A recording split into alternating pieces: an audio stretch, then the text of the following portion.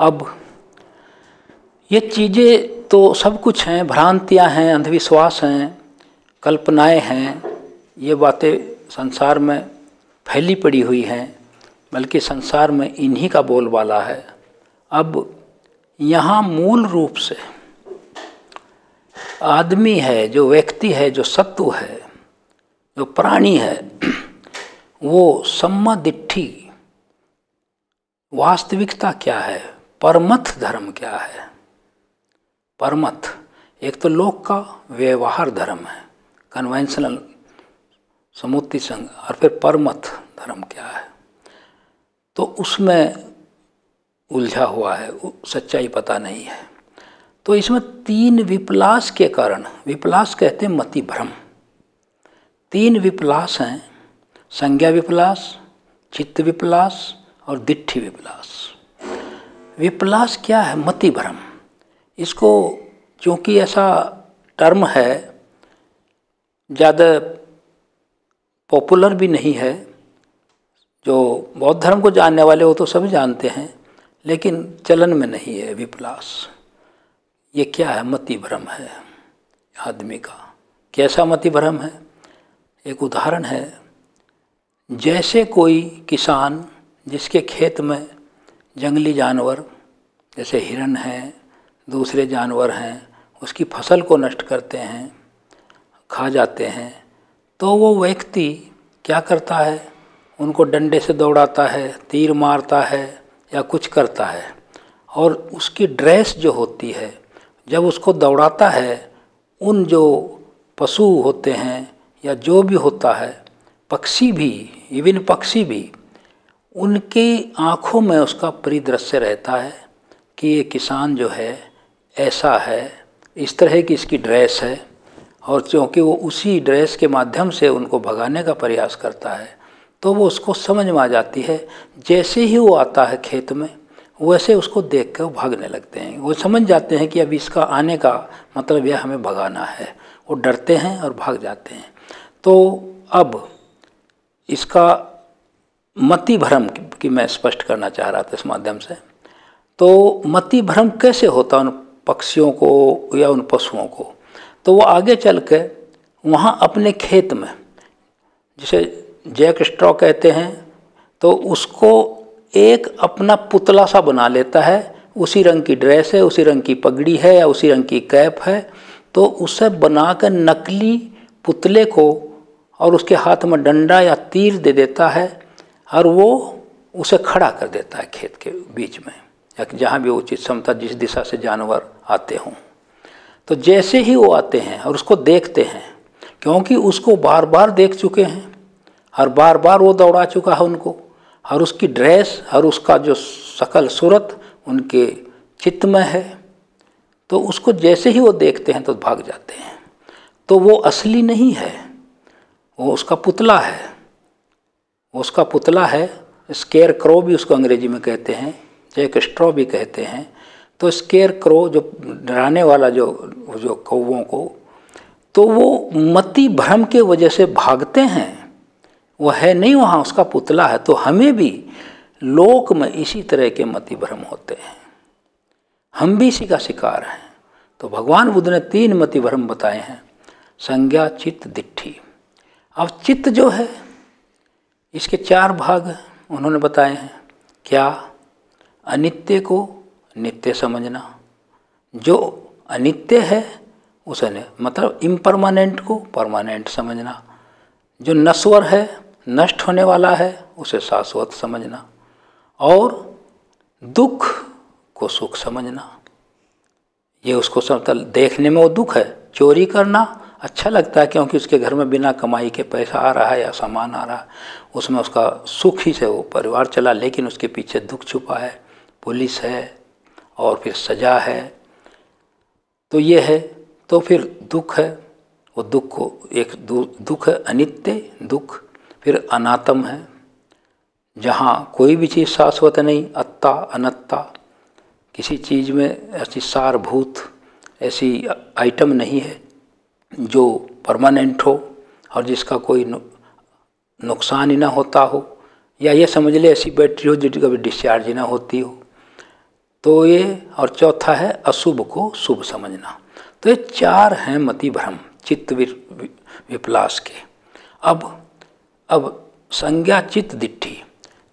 अब संज्ञा विपलास के कारण वो अनित्य को दुख, अनित्य को नित्य, नित्य को और उसको दुख को सुख, और जहाँ शाश्वत कोई चीज़ नहीं है वहाँ शाश्वत, या उसको अनत्ता को अत्ता, और अशुभ को शुभ समझने लगता। इसी तरह संज्ञा चित्त विपलास के कारण फिर ये तीनों इसी तरह रिपीट होते हैं। फिर दिट्ठी के कारण वो समझता है ये विपलास हो गए हैं।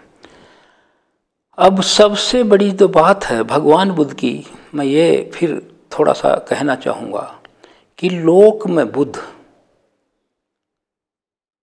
बार बार मैं इस बात को इसलिए कहना चाहता हूँ ताकि ये संशय ना रहे मन में कि कोई भी बुद्ध, जितने भी पहले बुद्ध हुए हैं, आगे भी बुद्ध आएंगे, वो संसार के लोक के कल्याण के लिए आते हैं। वहाँ समस्याओं के निराकरण के लिए आते हैं, समस्याओं को पैदा करने के लिए नहीं आते हैं। और ये भी आपको मैं बताऊं, बुद्ध के अलावा भी जितने भी दूसरे धर्मों के इस संसार में जितनी भी ये यूनिवर्स है, सब ही जितने धर्म गुरु हुए हैं, जितने भी धर्म चल रहे हैं, प्रचलन में हैं, उनके कोई न कोई संस्थापक हैं। और उन संस्थापकों का एक तो चाहे बातें और कुछ भी भिन्न हो सकती हैं, लेकिन एक बात सभी में सर्वसाधारण रूप से एक रूपता पाई जाती है। उनमें सबसे बड़ी बात क्या होती है, वो उनकी जो करुणा है, उनकी दानशीलता और क्षमाशीलता की कोई सीमा नहीं होती है।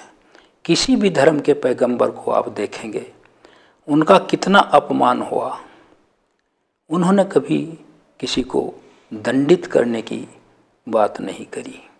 एक सबसे बड़ी आप सरलता और समानता सभी धर्म गुरुओं के संस्थापकों में देखेंगे।